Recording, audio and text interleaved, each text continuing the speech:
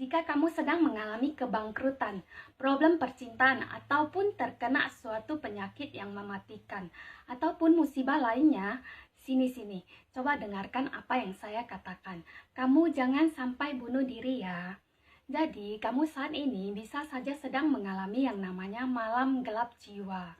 Jadi, malam gelap jiwa ini merupakan titik terendah kehidupan seseorang, di mana orang ini akan hidup dalam keadaan tertekan karena masalah yang dialaminya. Ia juga akan merasa tidak ada jalan keluar lagi dari masalahnya. Di sini, ia akan mulai cemas, takut, overthinking, merasa diri tidak berguna, mulai menyalahkan diri sendiri dan juga orang lain. Orang ini juga akan menjadi sangat sensitif, mudah marah, mudah tersinggung, mudah iri dengan orang lain. Di step berikutnya, ia juga akan mulai menarik diri dari lingkungannya dan hanya mendekam di dalam kamarnya. Di tahap yang lebih parah lagi, maka ia akan mulai malas melakukan kegiatan apapun. Semangat hidupnya menghilang, di mana ia juga merasa sudah tidak punya tujuan hidup lagi. Jika kondisi seseorang sudah sampai tahap seperti ini, maka itu artinya cakra tubuhnya sudah tersumbat semuanya. Ketika manusia masih hidup, setidaknya 3 cakranya harus terbuka dan aktif, yaitu cakra dasar, cakra saklar, dan juga cakra perut. Namun, jika 7 cakra utama manusia sampai tertutup total, maka orang ini akan kehabisan energi, karena ibarat baterainya lowbat total. Dari penurunan baterai yang 100% ke 1%, biasanya bisikan-bisikan menyuruh seseorang untuk mati itu akan mulai terdengar nyata. Dan biasanya seseorang yang memutuskan untuk bunuh diri, setidaknya baterainya masih ada sisa minimal 1%. Dan ia menggunakan energi 1% ini untuk bunuh diri. Namun, jika saja ia mau menunggu sampai lowbat total, di mana ia akan sampai ke titik nol, maka di sini akan terjadi yang namanya restart kehidupan, di mana seseorang akan terasa terlahir kembali. Inilah yang disebut dengan spiritual awakening. Lalu kalian mungkin akan bertanya, kira-kira kapan ya baterainya lowbat total? Jawabannya adalah ketika seseorang merasakan tidak punya energi lagi untuk menggerakkan pikirannya ke masa lalu dan juga masa depan. Pikirannya akan diam sejenak di masa kini, di mana ia sudah tidak punya energi lagi untuk menyalakan sesuatu di masa lalu, dan ia juga sudah tidak punya energi lagi untuk cemas akan masa depan. Dan yang terjadi padanya saat ini adalah ia akan berserah total menerima kondisinya saat ini. Ia akan berucap, terserah apapun kehendakmu, karena saya tidak akan bisa melawan kehendakmu. Saya memutuskan menerima kehendakmu. Disinilah telah terjadi kematian ego.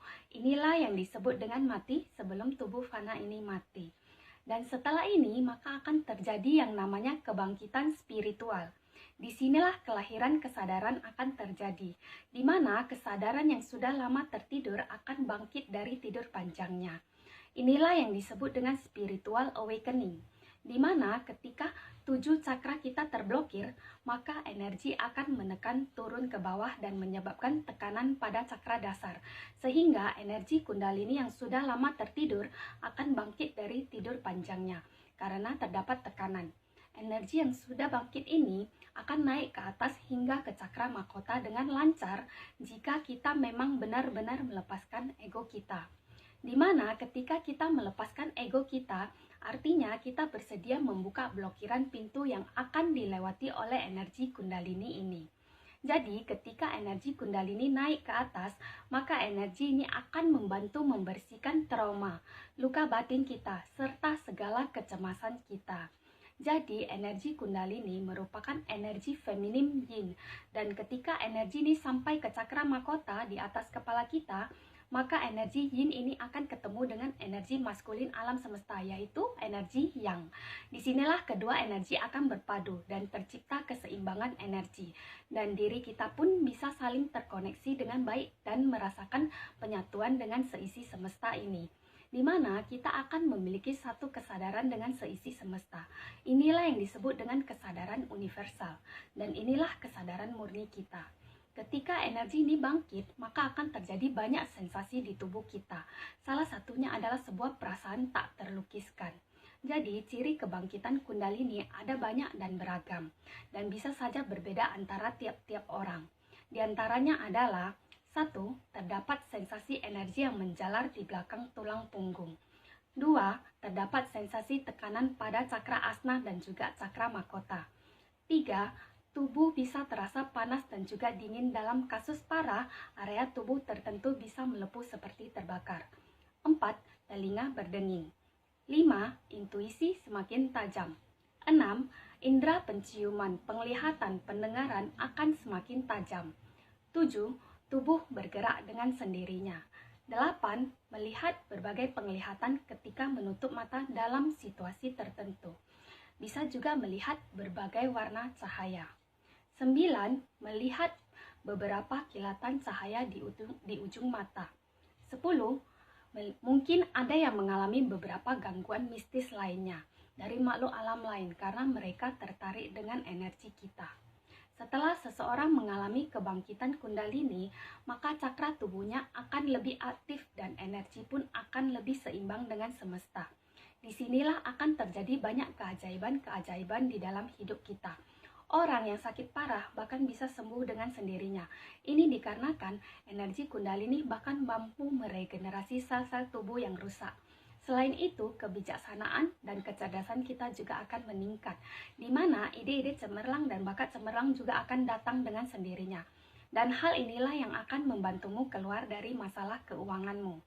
Serta ketika kesadaranmu bangkit, maka percayalah, kamu akan melepaskan segala macam kemelekatan duniawi.